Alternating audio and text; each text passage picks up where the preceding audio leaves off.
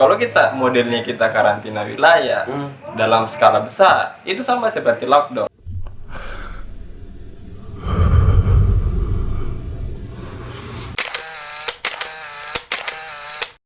Kau bilang menurutmu persoalan kepanikan masyarakat dulu? Kalau kepanikan masyarakat Wajar, sebenarnya kembali kepada perspektif sebagian masyarakat yang menganggap persoalan ini dan mencari kebenaran akan fakta-fakta yang ada. Kan kalau masyarakat konsumsi berita terhadap masyarakat konsumsi masyarakat terhadap berita itu kan biasa ada orang yang mencari kebenarannya, biasa juga ada orang yang langsung percaya, sehingga ada kepanikan. Ada kepanikan yang muncul. Nah, kepanikan itu yang kadang juga bikin masalah. Salah satunya kemarin mungkin di Rahada, katanya mau ditutup akses keluar masuk di Rahada. Tidak lama efeknya ya harga beras naik. Harga beras sekarang naik gila. Harga beras naik gila. Sampai se-level itu begitu. Tapi kan persoalan masalah itu selalu dia berlatar belakang sebelumnya kan begitu kan. Ya, Kalau menurutmu awal mula kenapa kepanikan masyarakat itu ada begitu di Indonesia terus secara umum? nah kalau saya lihat kenapa kepanikan muncul, karena tidak ada sumber informasi valid yang dimunculkan oleh baik dari pemerintah ataupun ya orang-orang yang berkompeten dalam bidang itu, misal dalam bidang kesehatan, bagaimana cara untuk kita merawat kebersihan tubuh kita. Nah, seperti ada virus katanya bertahan hidup di udara. Nah, ujung-ujungnya kan dibantah juga. Awalnya masyarakat percaya, ujung-ujungnya dibantah oleh WHO. Selain persoalan bisa hamil di berenang, berani dengan corona juga kayaknya ekstrim. Nah, itu juga bikin bingung. Ya bagaimana? Katanya mau diselesaikan lewat intelijen pertama. Nah, itu juga yang jadi Penyakit internasional gimana? yang jadi soal kan dari jauh-jauh hari sebelum ada wabah ini jadi pandemi. Kita seakan-akan percaya bahwa negara kita adalah negara tropis yang tidak bisa kebal akan virus corona ini, COVID-19. Tapi nyatanya ya sudah banyak orang meninggal gara-gara COVID-19. Berarti ya kita harus akui pemerintah tidak responsif dalam menyoal wabah itu COVID-19. Nah, problemnya juga kan bukan persoalan malnya pencegahan dari awal begitu. Malnya pencegahan dari awal, pas dah kena panik nih. Pas dah kena panik begitu tuh.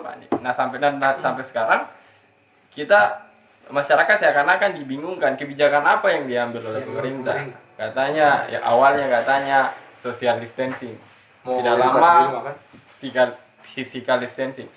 Nah, bukannya kita sudah sepakat kita menggunakan bahasa Indonesia untuk bahasa keseharian. Ini memunculkan bahasa-bahasa baru yang bikin mana mungkin orang-orang tua di akhirnya mengerti apa ini physical distancing, apa ini social distancing.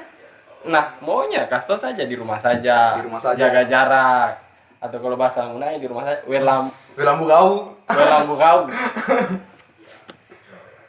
Tapi sejauh persen begitu kalau kita lihat immortality-nya Indonesia lebih parah daripada negara-negara lain gitu. Dari jangka waktu yang lebih cepat, dia banyak yang meninggal, begitu banyak yang kena. Berarti memang tidak ada kesiapan dari negara menghadapi virus ini. Nah iya, kalau saya lihat tidak ada kesiapan dan ya masyarakat panik semua.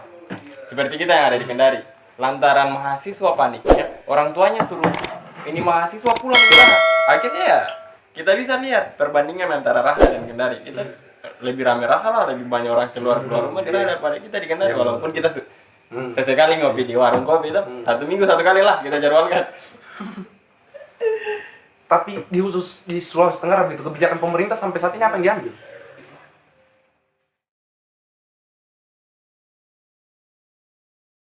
Sulawesi Tenggara saya kurang tahu juga tapi saya lebih apresiasi kepada wali kota Kendari, khususnya di wilayah kota Kendari. Dia kayak seperti aktif dalam menyerukan masyarakat supaya tidak berkeluar rumah, tiap malam berkeliling untuk menyerukan masyarakat untuk tetap saja di rumah. Kalau kebijakan Pemprov saya kurang tahu sampai saat ini apa yang diambil Pemprov. Nah, tadi baru diupdate sudah sampai APD, alat pelindung diri. Nah, ini juga yang bikin bingung, ini terlalu banyak singkatan. APD, OPD, PDP. Apalagi kalau untuk orang dalam pengawasan OPD. Kejadian di Muna Barat kan? Enggak. Ada katanya yang isunya itu yang dia baru dari Malaysia. dia demam, pas dia konsultasi di rumah sakit, dia baca riwayat perjalanan, lari semua itu kan. Itu suster. Saya sekelas tenaga kesehatan begitu. Bahkan sepanik itu dalam mengalami corona, berarti memang tidak ada tidak edukasi begitu. Satu, tidak ada edukasi bagi tenaga medis. Yang kan kalau kita bicara edukasi seharusnya menyeluruh dari atas ke bawah. Yang kedua, masalah perlengkapan medis. Sekarang kalau kita lihat perlengkapan medis atau alat kesehatan, masker langka. Yang kedua, hand sanitizer, alkohol juga langka. Bahkan itu alkohol dijual sampai 90.000. Yang harga awalnya 17.000 dijual yang tidak pernah dilirik sebelumnya. Sampai 90.000 tidak pernah dilirik sebelumnya. Yang lebih ngeri itu, di tengah maraknya orang panik dan banyaknya orang dalam pemantauan dan adanya PDP dan adanya yang positif di Sultra, APD-nya kita itu sangat kurang, khususnya di Raha. Baru cewek mana di Jas? Itu yang bikin miris. APD ini, alat pelindung diri ini, dan jarak jauh-jauh hari wabah ini telah ada. Iya. Dan jenjang berapa bulan dari Wuhan misalnya, loh tidak ada pencegahan yang betul, minimal tidak ada sebuah kayak misalnya bagaimana nih persiapan melawan itu. Melawan. Bukan kita seperti memahamkan nasi kucing apa seperti kata Kemenhub begitu. Bukan seperti itu. Ada persiapan, ada edukasi sejak jauh-jauh hari begini, persiapan begini, karena kita lihat aktivitasnya Indonesia dan Cina itu kan lebih besar. Apalagi ke Singapura yang orangnya begitu. Ih, masalah sekali, Pak. Baru kalau kita lihat kita di wilayah Sultra, nah itu transportasi masuk ke daerah Sultra itu marak terjadi. Orang masuk dari luar, tenaga kerja asing, baik masyarakat yang panik di luar daerah Sultra, orang lebih memilih untuk pulang kampung semua. Misal dari luar Sulawesi Tenggara, di Makassar, di Jawa, di Jakarta, dan di pulau-pulau lain, itu memilih untuk pulang kampung. Akhirnya ya masuk semua orang. Masuk semua. Dan apalagi ODP ya tambah naik. Berarti memang sejak awal juga ketika gagal dia mempersiapkan persoalan corona negara ini, dia gagal juga menyuruhkan social distancing seperti tadi, karena buktinya hilir mudik itu banyak sekali. Kelemahan social distancing ataupun physical distancing menurut saya itu tidak ada kekuatan hukumnya, tidak ada kekuatan untuk menindak orang-orang yang keluar rumah, orang-orang yang berkumpul. Itu tidak ada kekuatan hukumnya untuk ditindak. Betul. Nah, kekuatan hukum yang ditindak hanya berdasar pada maklumat Kapolri yang dikeluarkan. Nah, maklumat Kapolri kedudukannya itu dalam peraturan perundang-undangan itu saya tidak dapatkan. Di mana? Karena hak dasarnya masyarakat itu adalah hak untuk berkumpul, menyerukan pendapat baik lisan maupun tulisan. Itu sudah diatur dalam Undang-Undang Kemerdekaan Menyampaikan Pendapat. Tidak ada korelasi juga berarti dalam positif Indonesia personil. Saya sepakat tidak ada korelasi dalam itu. Kecuali yang diterapkan adalah Undang-Undang Karantina Kesehatan. Kalau diterapkan Undang-Undang Karantina Kesehatan itu mempunyai kekuatan hukum. Tapi catatan yang paling penting adalah ada pemenuhan hak negara kepada masyarakatnya. Pemenuhan hak negara terhadap masyarakat. Itu yang tertarik, yang kita harus bahas gitu. Pemenuhan hak negara terhadap masyarakat ketika situasi ini ekstrim gitu. Harus social distancing. Oke lah, social distancing di kalangan menengah ke atas mungkin tidak masalah, menjaga jarak dan sebagainya. Bagaimana dengan buruh misalnya? Bagaimana dengan tukang ojek yang harus mencari yang nafkah? tetap harus cari uang untuk memenuhi kebutuhannya. Kalau kita modelnya kita karantina wilayah dalam skala besar, itu sama seperti lockdown. Tapi kalau kita karantina wilayah dalam skala satu daerah, itu masuk dalam karantina wilayah skala kecil. Nah, ini yang mana yang kita mau terapkan? Apakah kita lockdown dalam artian skala dalam artian karantina wilayah dalam skala besar, atau kita karantina wilayah misal hanya DKI Jakarta saja yang dikarantina, orang tidak boleh keluar masuk DKI Jakarta. Tetapi dengan catatan, sebelum kita karantina wilayah ada persiapan pemerintah untuk memenuhi hak-hak masyarakat. Salah satunya apa? Kebutuhan dasarnya masyarakat. Kebutuhan primernya, makannya, minumnya, listriknya. Tapi yang kita belum tahu berapa alokasi anggaran untuk pemenuhan hak itu. Tapi sudah digulirkan bahwa harus lockdown. Nah, lockdown itu tidak dikenal dalam Undang-Undang Karantina Kesehatan. Lain hal ketika ada Perpu yang dikeluarkan tentang lockdown itu. Berarti secara hukum sebenarnya lockdown juga tidak punya landasan kuat begitu. Nah, dalam Undang-Undang Karantina Kesehatan itu tidak ditemukan, tetapi ada kesamaan dengan karantina wilayah dalam skala besar. Itu orang tidak boleh keluar masuk wilayah tertentu dan ada hak-hak yang harus dipenuhi negara kepada warga negaranya. Betapa gugupnya pemerintah begitu, Nah, betapa paniknya begitu. Ini yang tidak jelas apa yang mau diambil. Kebijakan Mungkin seperti apa kayaknya gitu. kehubungan tentang perekonomian Perekonomian. negara kita. Apa susahnya dengan panggil 10 orang pakar ekonomi, pikirkan bagaimana caranya, bagaimana solusinya nih. Ya. Menteri ekonomi kita kan. Tapi masalahnya isu yang beredar sekarang di tengah besarnya ancaman epidemi ini, masalahnya sidang Sidang omnibus, pandemi, sidang sidang omnibus law katanya mau digelar lagi. Wih. Itu juga yang bikin bingung kalau sidang paripurna pada tanggal berapa tuh? Tanggal 31. Tanggal 31 kan? Tanggal 31 kalau bukan tanggal 31 Maret, tanggal 1 April. Kalau pembahasannya tentang penundaan pilkada, ya boleh-boleh saja. Karena kita Masih wajar. masih wajar. Tetapi kalau untuk bahas omnibus law yang nyata-nyata ditolak oleh berbagai elemen masyarakat, Belum mufakat.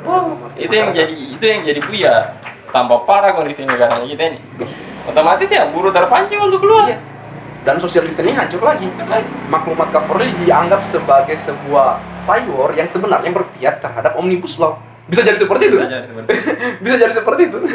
Mungkin saja lah. Mungkin saja. Tapi kalau dira kebijakan pemerintahnya dalam menangani epidemi. Saya belum tahu juga, Cas. Sejauh ini apa pemerintah? Saya tahu sih beberapa hari yang lalu sudah didatangkan APD, alat pelindung diri bagi tenaga medis. Yang paling penting sebenarnya kan ini kalau bagi dokter sih berapa sih gaji mereka?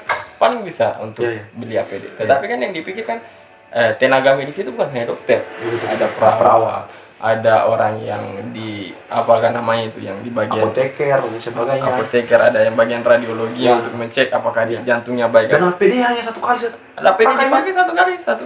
Sekitar 500.000 satu kali pakai. Dan untuk ODP kalau tidak salah harus fase pengejukan dalam rumah sakit itu sekitar 3 kali. Berarti ada 1.500.000 per 3 kali itu. Seberapa penting payung hukum untuk menangani hal tersebut? Kalau saya sangat penting karena ada hal genting sekarang. Hal genting sekali. Gentingnya ini ya harusnya diambil oleh pemerintah untuk mengeluarkan suatu kebijakan yang namanya Perpu. Ini yang dimaksud hal genting untuk dikeluarkan Perpu dalam Undang-Undang Dasar. Bukan hal genting itu ada dua arus politik yang punya kepentingan masing-masing. Inilah hal genting di mana masyarakat serba panik dengan pandemi COVID-19. Dikeluarkan Perpu tentang apa-apa yang boleh dilakukan masyarakat, apa yang tidak boleh dilakukan masyarakat. Misal kayak kita sekarang masih sering keluar rumah. Nah, itu karena tidak ada konsekuensi hukum yang konsekuensi hukum tidak ada. Dan secara tidak langsung sebenarnya selain payung hukum itu harus disiapkan pemenuhan hak seperti tadi yang kau sebutkan. Baru belakangan tadi dikeluarkan bahwa kita adalah darurat sipil. Nah, kenapa kita tidak dikatakan darurat kesehatan? Perbedaannya di mana? Kalau darurat kesehatan yang diumumkan oleh presiden gitu, otomatis kita gunakan undang-undang karantina kesehatan untuk menjaga batas-batas penyebaran COVID-19. Apakah kita gunakan karantina wilayah skala kecil ataukah kita gunakan karantina wilayah skala besar? Tetapi kalau kita gunakan darurat sipil, otomatis ya ada yang harus ditindak. Ya telepon. Dan dikerahkan. Tapi harus sepakat bahwasannya pemenuhan hak itu memang ada. Tawaran seperti itu sekarang belum ada. Seberapa celaka pemerintah ketika dia menggunakan karantina sipil daripada karantina kesehatan? Nah, itu juga yang bikin bingung, Jas. Ini kalau darurat sipil ya otomatis kita ditindaki tanpa dasar hukum yang jelas. Misal kita keluar seperti ini, langsung kita ditindaki. Apa dasarnya kita ditindaki? Hanya berdasar pada maklumat kan tidak mungkin. Pembatasan hak seseorang itu harus dibatasi yang pertama oleh undang-undang, yang kedua oleh putusan pengadilan yang berkekuatan tetap. Kalau dibatasi hanya oleh maklumat, untuk apa kita bernegara, berbangsa? Ada kita punya kesepakatan hidup berbangsa dan bernegara. Di situ dimuat bahwa pembatasan hak seseorang harus dibatasi oleh undang-undang atau putusan pengadilan yang berkekuatan tetap. Misal kita hukuman mati itu dibatasi oleh undang-undang. Kapan dijatuhkan hukuman mati? Ketika ada putusan pengadilan yang inkrah. Berarti darurat sipil ini sebenarnya tidak punya dasar hukum yang jelas begitu. Ada kayaknya sempat digulirkan itu darurat sipil pada Orde Baru. Saya lupa kapan itu darurat sipil diterapkan. Seberapa efektif ketika darurat sipil diterapkan dalam sepanjang sejarah begitu? Ada tidak? Maksudnya ada kondisi di mana darurat sipil dulu diterapkan? bukan darurat sipil, adalah langkah otoriter kekuasaan. Perpu 23 tahun 1959 tentang darurat sipil yang dikeluarkan oleh pemerintah Orde Lama. Salah satu awal mulanya otoritarianisme yang dimulai oleh demokrasi terpimpin. Nah, itulah yang jadi problematika sekarang, di mana letak darurat sipilnya. Maksudnya kalau sepanjang sejarah hukum berarti darurat sipil ini dulu men diterapkan, efek paling besar dari itu adalah otoritarianisme begitu. Tanpa mencoba menggeneralisir, berarti ketika hal itu diterapkan sekarang, efek yang dulu bisa juga kemungkinan besar terjadi. Bisa jadi juga begitu. Dan yang jadi problem sekarang ini kita masyarakat belum tahu apa yang diambil, kebijakan apa yang diambil oleh pemerintah kayak kita. Ini loh artinya darurat sipil, ini loh artinya darurat kesehatan. Habis itu apa yang mau dipilih? Lockdown skala besar, berarti ya kebijakan sepenuhnya ada di pimpinan negara, presiden. Atau lockdown skala kecil itu dikembalikan oleh pemerintah daerah, kabupaten kota.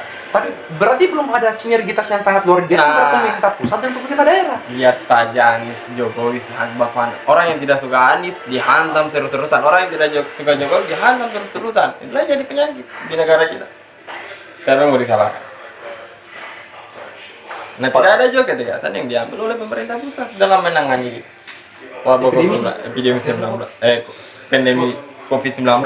Belum lagi juru bicaranya Satgas bicaranya seakan-akan bahwa orang yang miskin itu menularkan penyakitnya kepada orang kaya. BNPB kan? Nah, itu rasis sekali men.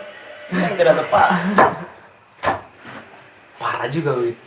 Tapi sisi baiknya, coba kita melangkah begitu di luar mungkin peraturan kebijakan yang sangat kepercayaan masyarakat yang karena efek kepanikan negara, mereka panik dan percaya kepada mitos-mitos. Kalau sisi baiknya kita melangkah lah. Kalau sisi baiknya sih saya lihat ada beberapa orang yang punya niatan untuk memperbaiki bangsa ini dari Bang, ada Korea bang? Pandemi COVID-19 yang sekarang terjadi, bahwa ada dokter-dokter kita, tenaga medis kita, perawat kita yang terus berjuang untuk ya bagaimana bisa yang gugur kan men? Ada ya, yang gugur. untuk bagaimana bisa menyembuhkan, setidak-tidaknya merawatlah para pasien yang terkategori sebagai PDP ataupun sudah suspek atau positif. Tapi di efek terburuk dari lockdown sebenarnya apa? Efek ekonomi dari lockdown ya, kita bicara ekonomi, tidak ada yang lain. Kalau bicara lockdown, semua dikunci, akses wilayah orang masuk itu dikunci semua.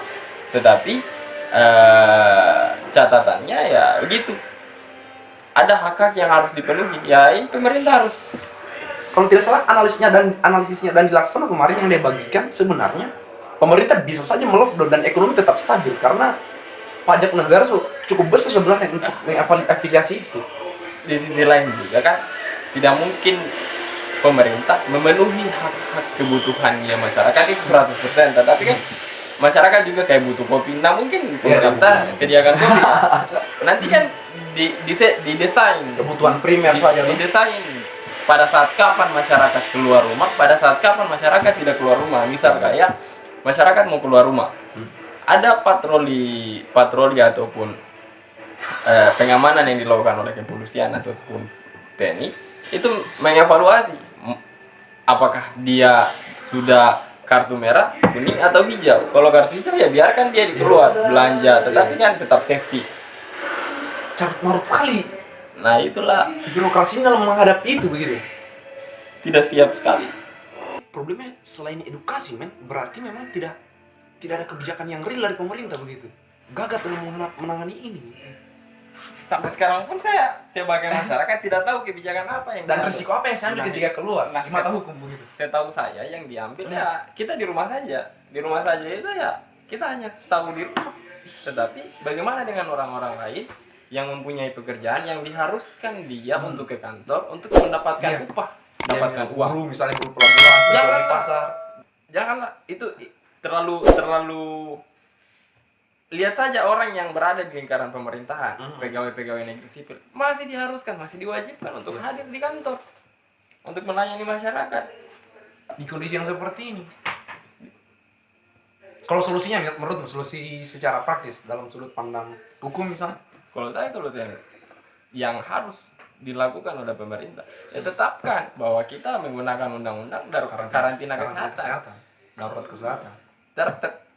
Tetapkan bahwa kita sudah darurat kesehatan. Nah, dipakailah undang-undang karantina kesehatan. Nah, yang jadi soal belum ada peraturan pemerintah untuk melaksanakan undang-undang tersebut. Susun nih peraturan pemerintahnya itu katanya kemarin Mahfud MD sedang menyusun ini PP-nya. Mudah-mudahan saja PP-nya itu ya Persoalan karantina kesehatan. aturan penjelas dari undang-undang karantina kesehatan. Sehingga kita karantina wilayah dalam skala yang besar. Di mana titik-titik yang rawan kayak Jakarta sudah merah ya sudah. Situ yang di lockdown begitu. Jangan lagi TKA dari tempat lain sehingga ke Jakarta dan sebagainya begitu. Bahkan kan kemarin itu ada berita bahwa ada 7 orang polisi yang sekolah perwira itu positif corona. Nah, bagaimana kalau polisi yang sekolah perwira itu kan jumlahnya skalanya sangat besar. Iya, kasihan. Bagaimana dengan orang-orang yang ada di satu wilayah itu? Nah, kabarnya kemarin sudah dites ada beberapa orang yang dipulangkan ke Sultra dari Sukabumi, dari mana kayak Alasannya karena dia sudah dites, ada yang positif, ada yang negatif. Yang negatif ini dipulangkan dipulangkan ke wilayah Sultra. Di karantina di mana? Di Penang Bogotua. Nah, ini yang jadi problem. Sudah ditahu kayak oleh Dinkes, sudah ditahu kayak oleh Pemprov. Nah, itu tidak punya kejadiannya tadi sinergi, pagi. tidak punya landasan hukum, semakin gagap lagi masalahnya. Nah, ini yang jadi problem. Tidak sinerginya pemerintah dalam menangani penyebaran COVID-19. Nah, bagaimana orang dalam satu tempat ada 7 orang yang positif. Nah, dipilih di karantina di Penang Bogotua. Dikembalikan mereka di Sultra. Nah, ini Pak Gub tahu tidak? Sampai sekarang itu kabarnya ini belum ada beredar di berita. Pasti kalau beredar di berita panik lagi masyarakat.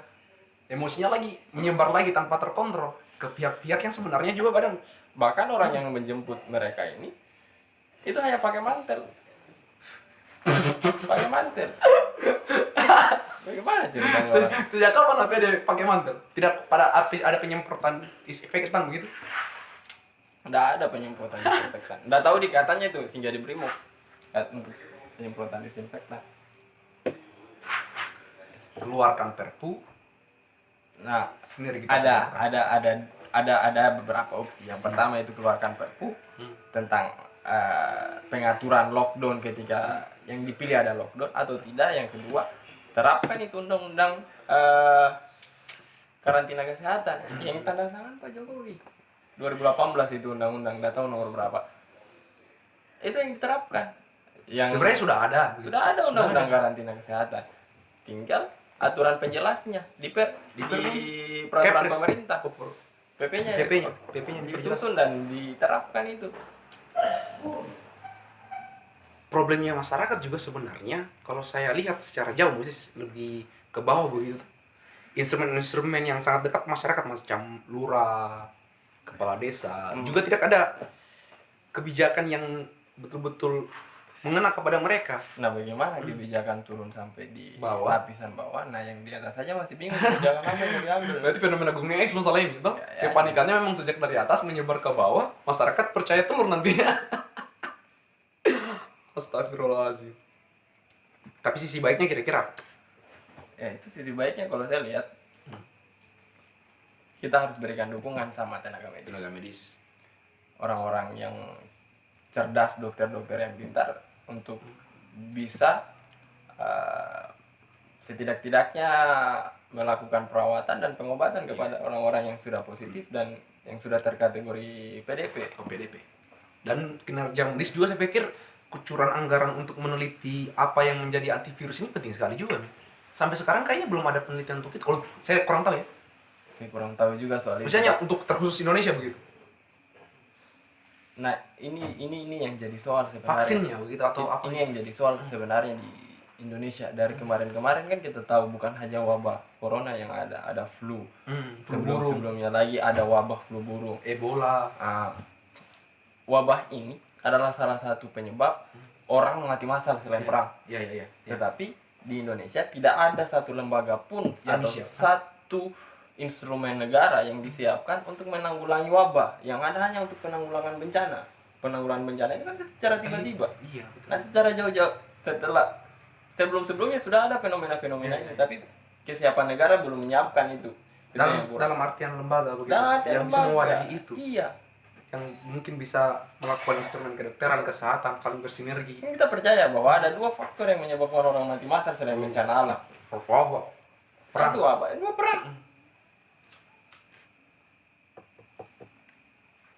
Itu juga mungkin jadi salah satu alasan mungkin Mendy, kenapa kepanikan Indonesia sangat terasa begitu. Karena memang sejak awal tidak ada riset secara Ada mendalam riset, dari iya. lembaga-lembaga negara. Seandainya ada lembaga ataupun instrumen yang menanggulangi wabah ini, pasti ada hasil-hasil kajian, riset yang dilakukan. Iya. Berarti ya kita lihat BNPB ya jalur evakuasi ketika jadi gempa ini, Nah, ya betul, apa betul. begini kan. Ini Dan enggak. masyarakat punya sumber informasi yang kredibel. Iya. Dan tak lupa juga hal baiknya apa tahu? Lihatlah Jakarta sekali. Ya, Minimal tidak emisi karbon bisa berkurang. Aktivitas masyarakat di luar rumah kurang. Aktivitas Lebih pelanggaran sering di hak tanah masyarakat. wilayah juga bisa kurangan.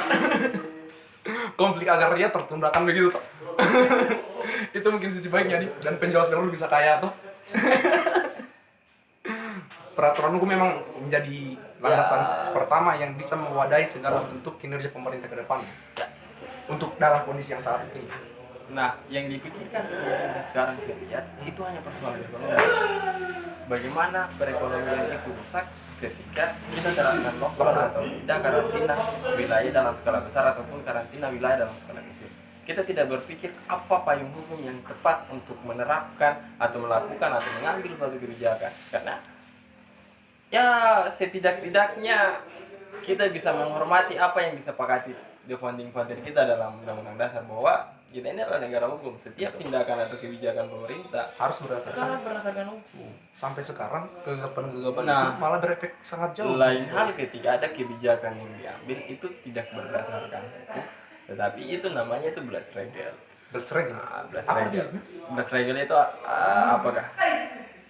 Sama halnya kebijakan yang dikeluarkan oleh pemerintah itu menyampingkan dulu hukum ketika ada hal yang penting. Itu boleh dilakukan, tetapi kan nanti juga ujung-ujungnya akan diuji tindakan tersebut apakah melanggar peraturan perundang-undangan ataupun asas-asas umum pemerintahan yang baik. Tetapi kita perlu ingat bahwa ini ada waktu lowong untuk menyiapkan tindakan apa yang harus dilakukan. Kan masyarakat juga tidak mungkin menerima ketika lagi kumpul-kumpul dibubarkan. Iya, betul. Setidak-tidaknya kita bisa menghormati, kita bisa menghargai apa yang diupayakan oleh pemerintah untuk mencegah penyebaran COVID-19 ini. Tetapi harus ada dasar yang jelas.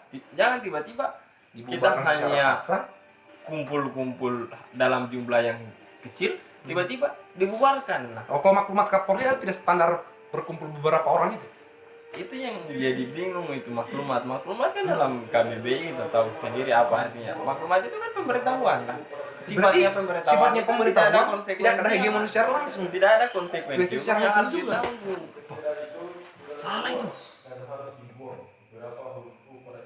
Tidak ada konsekuensi, dia hanya sifatnya kayak edukasi begitu toh. Nah, problem utama. setidak-tidaknya masyarakat sudah menghormati apa yang jadi maklumat Kapolri dan mencegah penyebaran COVID-19, di mana masyarakat ketika sudah ada sudah berencana untuk melakukan pernikahan, tetapi ada maklumat Kapolri, tinggal akadnya saja yang dilakukan, resepsinya tidak. Teman-teman yang berniat untuk demonstrasi tiba-tiba menyurutkan niatnya untuk tetap bersama pemerintah untuk mencegah penularan COVID-19. Tetapi pemerintah juga harus, dalam hal ini TNI Polri harus cerdas atau harus bijak menyikapi persoalan ini. Jangan ketika ada perkumpulan orang-orang yang punya kewenangan ataupun orang yang punya kekuasaan itu dibiarkan saja. Berarti memang ada indikasi juga, ada indikasi kayak misalnya penerapan yang tidak wajar begitu ketika yang dibawa dihancurkan. Nah, kebijakan pemerintah yang physical distancing atau social distancing itu yang bilang katanya kerja di rumah saja ya diterapkan kepada semuanya. Kalau DPR mau paripurna ya online semuanya tuh. Enggak, Lihat Skype kan bisa dilihat secara langsung. gimana caranya ketika para mahasiswa itu disuruh kuliah online. Para karyawan-karyawan kantor disuruh kerja di rumah saja atau kerja online. Tiba-tiba orang yang mau paripurna ya berkumpul secara ramai. Tiba-tiba ya kita lihat siapa tahu Omnibus Law gol. Dibahas lagi Nah katanya itu, isunya. itu yang bikin gempita orang untuk berniat. Saya takutnya jangan sampai lagi. ketika Omnibus Law dibahas, kan otomatis pembahasan Omnibus Law ini akan menarik banyak minat masyarakat begitu. Kan cacat sejak awal begitu. Dalam berbagai perspektif banyak tuntutan-tuntutan penolakan. Ketika hal ini dibuka, sistem edukasi belum jalan, social distancing penerapan pencegahan belum jalan, ujung-ujungnya nanti bisa chaos nasional, men. Ya prediksi-prediksinya kayak itu. Ketika Rupiah 19.000 lebih. Omnibus Law kembali digulingkan pasti ya orang-orang yang sudah nyaman di rumah saja pasti ya ayo kita keluar daripada kita di rumah ini negara makin hancur ya mending kita keluar sekalian kita hancur.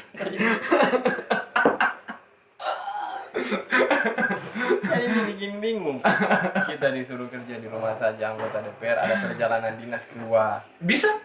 Nah kemarin itu ada perjalanan dinas DPRD Sultra. Astagfirullah.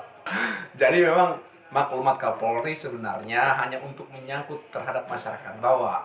Mungkin ada pengecualian terhadap aparatur-aparatur negara yang sifatnya punya privilege di luar. Barangkali seperti itu. Realitasnya jauh dari realitas yang harusnya diterapkan kepada semua lapisan masyarakat. Tidak memandang siapa yang kena, siapa yang punya jabatan kan seperti COVID-19 Menteri Perhubungan saja kan. Yang awalnya katanya bisa kebal dengan nasi kucing. Sebenarnya kan itu agak lucu juga sebenarnya. Bagaimana bisa instrumen negara yang sebenarnya jauh dari konteks kesehatan bisa membahas persoalan itu gitu.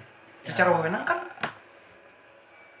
itu yang bikin bingung. Apalagi sekarang Menkes dokter siapa itu? sekarang tahu. Terawan itu ya jarang muncul di TV, jangan saja terpapar. Jangan. Mas saya sekelas kepala ruangan di Batrama saya sudah diisolasi, men. Kasihan begitu. Mereka adalah tenaga yang mati-matian melawan ini begitu. Dan mereka belum punya payung hukum yang jelas bagaimana penanganannya. Kasihan, APD-nya mahal. Kalau bicara penanganan penyebaran COVID-19 kita serahkan kepada tenaga medis. Kalau bicara perekonomian negara ini Kita bagaimana ke serahkan depannya? Kita serahkan kepada para ekonom pakar ekonomi kita. Kalau bicara hukum ya serahkan sama orang-orang hukum. Iya, seharusnya seperti Itu saja itu. dibagi. Tapi kan ini gegap-gempita orang tangani ini barang. Tidak jelas apa yang mau diambil sehingga masyarakat juga semakin bingung. Dengar berita satu begini ya percaya. Udah lama keluar klarifikasinya percaya lagi. Kan ini bikin bingung saja kita. Apakah secara wewenang BNPB bertanggung jawab gitu secara hukum dalam menangani hal ini? Nah, yang bertanggung jawab menangani hal ini ya kembali kepala negara kita. Kepala negara kita yang harus bertanggung jawab terhadap keselamatan bangsa ini, keselamatan rakyat. Dan saat ini belum ada tindakan yang betul-betul. Nah, itu yang jadi problem. Teman-teman hukum juga kan komentarnya terkait persoalan itu. Apa yang kita mau ambil? Lockdown itu tidak dikenal dalam undang-undang karantina kesehatan. Dalam peraturan perundang-undangan tidak ada itu lockdown. Yang ada ya karantina kesehatan. Karantina kesehatan itu ya skala besar atau skala kecil. Itu yang Kalau kita skala kecil ya berarti dikembalikan kepada Pemda. Pemda otomatis alokasikan sebagian APBD